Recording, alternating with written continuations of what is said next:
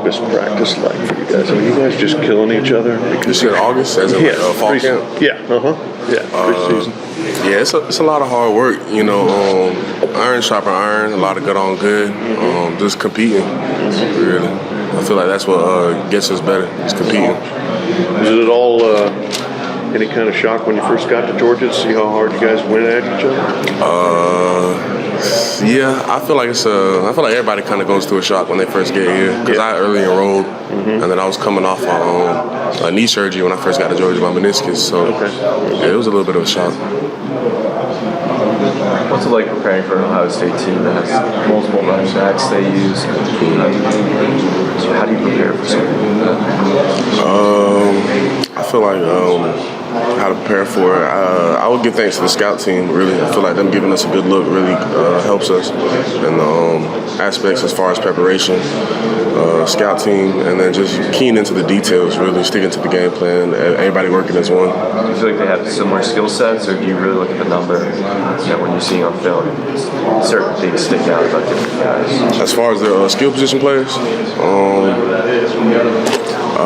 yeah, it's a couple of different things that, of course, they're all different players, so they have different things to their game, as far as their receivers, some of them might be possession guys, some of them might be straight ahead burners, so it's different. Those running backs in particular. Oh, the running backs in particular? Yeah. Running backs in particular, it's a couple differences between them. When did you, or I guess if you could kind of recap when you met Smael Mondon, what was that like for you guys to mix? I mean, it's a very dominant position group. It's two very dominant personalities and players. I mean, did you guys just strike it off right off the bat, or was there, you kind of got to go at each other for a little while before you figure out what the other guys got in that respect?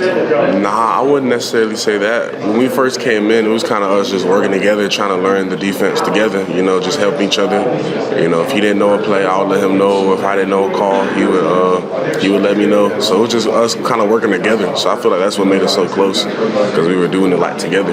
We just see the football side of him. Is there another side? Because he seems like a pretty serious-minded dude. I mean, does he ever let up, or is there any light side to? Nah, it's definitely a serious. I mean, it's definitely other side to him. Like we're all roommates, me, Sori, and Jamon. So Sori Jamon likes to play a lot of old music. He's an old soul. Me and Sori call him. He listens to a lot of old music.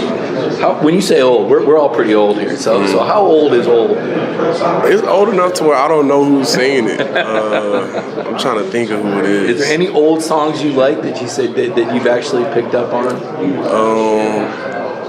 Maybe some songs my dad listened to. My dad, he liked to listen to a lot of like Bob Marley, so just stuff like that. But as far from Pop, Pop like to listen to a lot of old soul music. Smael, when you think of Ohio State program, not necessarily the team you're playing, what do you think of? Just a consistent program, real consistent. Year in and year out, that's going to be a team that's in the conversation for winning it all. How much, in terms of offense, did that putting up points, consistently good offense, is that part of their identity and what you think of? I feel like it is, yeah, because from Urban Meyer to Ryan Day, it was kind of just like a seamless transition as far as their success. So how much of a, challenge is that? Like, you guys have done a lot. You've faced some great offenses as a program over the years, Tennessee this year. What is Ohio State just the next one, or is it a different kind of exciting kind of thing to match wits with that kind of offense? Of course, it's exciting. We're all competitors. We love to compete, so we love playing on the biggest stage, and it's exciting. It's an exciting matchup. It's gonna be it's a big challenge, but it's a challenge I feel like we're all excited to face. How comfortable are you guys in this building now, Mercedes-Benz? It's a program that's played there consistently. How much of an advantage is it for you guys? I wouldn't necessarily say it's an advantage. It's more of just who plays the best for 60 minutes. What about the game being where it is here in Atlanta? What kind of opportunity does that present for you guys? With the game being Atlanta so close to home, I mean, it's a lot of guys from Georgia, so it's good. But as far as what advantage and then what it presents, I don't I wouldn't necessarily think too much of it being in Atlanta. You know, I feel like that it's not really that much of a factor. What have you seen from Nolan since he's moved more into the coaching role? Has it, obviously I don't think his personality has changed all that much, but what's different with him since he can't be out there on the field now? Really nothing's different with him. It's still the same Nolan. Like the coaching role, he's like, the coaching role you say he's in now, he was really like that when he was still playing. So it's like the same player really, just helping everybody. You know, he was still the same big help whenever he was healthy playing. When you're going up against a team like Ohio State that's played 4 different running backs this year, how do you kind of prepare for each of their different running styles? How to prepare for each of the running styles? Just really watching film, knowing who likes to do what, tendencies, and just tendencies and likeliness, whichever one likes to do what, basically.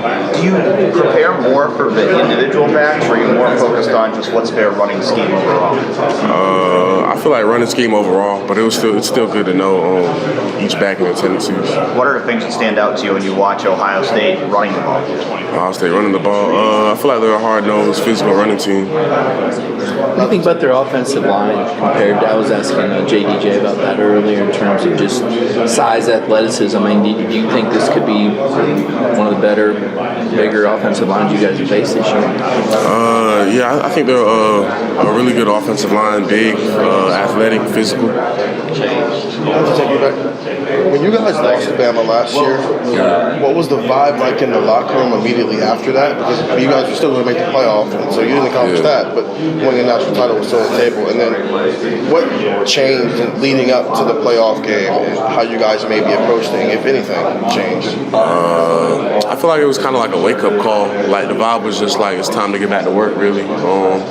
Maybe we weren't as prepared as we thought we were, so it's time to get back to work and just do everything we can to get better. How do you, because it's a hypothetical at that point that maybe you get Bama again. Or maybe you don't because Bama loses and you're playing Cincinnati if you beat Michigan. How do you keep that hypothetical thing in the back of your head while still focusing on the team you actually have to play to get to that play? Really just taking it one step at a time, one day at a time, really. Just taking 24-hour wins, Coach Smart likes to say, so just a win a day and just keep chopping away like that. Smael, you guys had a pretty good group in front of you and Jamon last year. Mm-hmm. What did you learn from those guys, and how did they prepare you and Jamon to be able to take on this role? We learned a lot from them, whether it was just from the preparation to watching film to like stuff outside of football, like taking care of your schoolwork, staying on top of that, how that translates over to the field, and taking care of your body, just a lot of stuff like that. How important are you guys to the defense in terms of being able to set up number one and make this group go? Communication is a big part of our job, so and communication is a big part of the defense, so it kind of goes hand in hand. When we hear about players holding one another accountable, we think of JDJ because he's so demonstrative and we see him on the sidelines. Do you have to do a lot of that as well, or is he kind of the heavy for that? I mean, obviously you guys direct the traffic from inside there, but do you have to get like that with teammates as well, or does Jamon like to take that on himself? I feel like it's more so just different, like different approaches to it. Like you said, Jamon, he's more vocal and demonstrative about it. But me, I'm kind of like more even keel and chill about it. You'll pull the guy aside. Is this kind of a good cop, bad cop kind of thing? Like he jumps their shit and then you come in and go, hey man. I guess yeah, something like that. Yeah, kind of a good cop, bad cop. I'm more like chill about it. I'll probably pull you to the side and just probably tell you like I would like to be told. What's it like playing behind that defensive, especially defensive tackles? Mm-hmm. I mean, you get a bird's eye view of what they do, how they dominate offensive lines. What's it like for you from your perspective? Yeah, it's great for how talented they are. Like they're all like so like unselfish. Like just sticking to the game plan, striking blocks. Just really like it makes our job a lot easier. So we're real thankful for them. That's all the foundation of the whole defense, right? What they do? Yeah. I mean, can you kind of describe just how important they are? You can't even really describe how important they are. It's really important. Like them doing their job is really important, and I feel like they're a big key to success we've had. One of the hard things, I cover Ohio State, watching you guys, your defense is like, it's hard to figure out sometimes because it's like, who's the best player on this defense? It's like, I don't know, like everybody's good. Yeah. So I'm just trying to get a handle on it. Like, who would you say is the fastest guy on your defense? The fastest guy on the defense. I like to say Keely Ringo, but Malachi Starks. I throw it up between both of them. Malachi, Keely, and Kamari, they're all really fast. Okay. Who do you think is the strongest? The strongest, maybe either Jalen Carter or Nazir Stackhouse. I'd give it a toss-up between both of them. I can't imagine being a center and having Stackhouse like 2 inches away from you on the D-line, man. Yeah. It'd be like, I don't think I'd be able to snap the ball. I know I would be able to, yeah. Okay. Who's the smartest, would you say, like the guy who just kind of knows what's up? The smartest? I don't know. It's a lot of smart guys out there. The smartest, I'll probably say that guy right there. That guy? Okay. Yeah, He's that the guy old vet, right? Yeah, old vet. Okay. Because that's the thing, too. I mean, I think it's easy to, look at you guys and you're strong and you're fast and that kind of thing, but you've really got to be like connected and like understand the scheme and like be really smart about it for you guys to execute like this, right? Like how would you describe sort of like the intelligence of the unit in general for everybody to know like what they have to execute on every snap? Overall, like really it's just like everybody's sticking to the plan and being disciplined with it. Like everybody knows their job and everybody like doesn't try to do too much. Like we got a lot of unselfish guys that like just try to do their job. Well, not. We got a lot of unselfish guys that just do their job. So it kind of like it's like one hand washing the other, really. Yeah. Okay. So just do your job and just it all comes together. How similar, or is there anyone you've played that is similar to Ohio State's offense? Similar. I mean, we played some teams that have like similar aspects, but as far as like similar, maybe like a Tennessee or LSU who slings it around a lot. I mean, is there something that really stands out about Ohio State that you haven't seen from anybody else? Let's start saying you do it better, but just do it differently. Something that stands out about Ohio State, their quarterback, and then their receivers. It seems like they have a lot of good chemistry. C.J. Stroud, Marvin Harrison Jr., Emeka, Julian.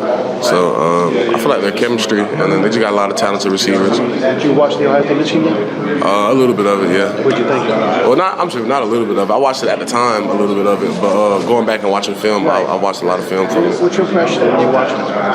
On film, especially when you had a chance to dissect it. On film, I feel like the score doesn't necessarily match up with like how the game was actually played. Like Ohio State was actually moving the ball good on Michigan towards the game, but like Coach Muschamp said, Michigan got off the field on third downs, and it's just like turnovers. Did it feel like when you were watching it, I think Ohio State's actually going to win this game? I mean, they dominated, especially first half. Yeah, the score definitely doesn't match up with how the game was actually played. I feel like it was a lot closer of a game than the score showed.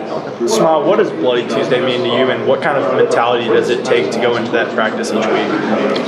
Bloody Tuesday, I mean, it's really like the hard work week of the day. You know, everybody knows how important it is in the program, and then it's something that Coach Smart really harps on, and it's really what the foundation or the program was built on.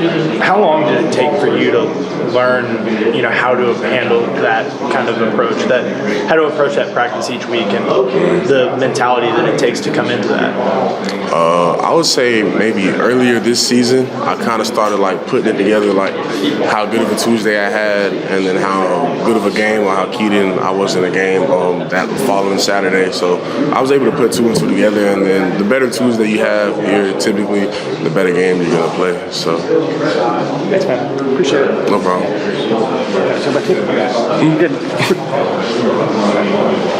First name is pronounced Smael? Yeah, Smael. Okay. Yeah. All right. That's a good name. Yeah, thank you. You have to smile all the time. Thank you. Yeah, you're welcome. You need that water. All right, man, thank you. Is this yours? Oh, no.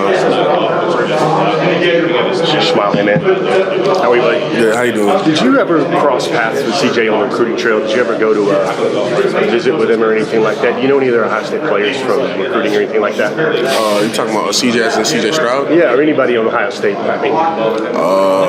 Nah, I think he was a class ahead of me. He was 20, you were 21, right? Yeah, I was 21. Then it was COVID, so I didn't necessarily get a chance to get up there and visit. But I know Jordan Hancock, though. Yeah, we communicated a little bit back and forth, and then he's, I think, North Gwinnett. Yeah, North Gwinnett, and then him, and then I remember him and Barrett Carter in high school, so I was a big fan of both of their games. So him at Ohio State. Why does Chaz get on the field? What's his number one trait? What's his signature trait? He's just disciplined and physical. Yeah, disciplined and physical, and then just he's really tough guy. Work ethic. Everybody always raves that he might be the hardest worker on the team or one of the top three. How do you feel about that? Yeah, he's definitely one of the hardest workers I've ever seen. What makes you say that? He's just like relentless with it. Like after practice, before practice, whenever we're supposed to have time off, recovery is working for him. So it's a lot. He dedicates a lot to the game. Smael, if you look at the defensive numbers this year for Georgia, you guys lost 5 first-round picks, 8 draft picks, but they're not much different than they were last year. Maybe a little bit of drop off. Did you expect that? Given the talent that you guys recruit, what do you make of kind of where this defense is? I feel like the depth we have and then the work we put in this off season, along with just how bad everybody just wanted it. I feel like it's not necessarily a surprise to us as far as the success we've had this season, but we're still not done. We've come a long way, but we still got a ways to go, and we know the job's not finished yet, so there's still work to do. Smael, I asked about your first experience last year going through Bloody Tooth. It's been a big conversation today. It seems like y'all going. Coach said y'all going through that today. Yeah. What was that first Bloody Tooth like for you? My first Bloody Tuesday, you talking about when I first got here? Yeah, first got here, man. First got here. What was it like? Was it meet your expectations, surpass it, or what? I heard about it. So it was a funny story. It was actually Major who told me about it. Major Burns. Okay, who told me about it. It was when we were just chilling and he was just talking about Bloody Tuesday. And then I heard the name Bloody Tuesday. In my head, I'm thinking about like the movie 300, like people just killing each other. So like, I don't know. I was nervous for a couple weeks, but it was just it's football at the end of the day. It's just football. Like it was nothing to be nervous about. Like and afterwards, I realized. Cool. Thanks, buddy. Yeah, no problem. Appreciate it.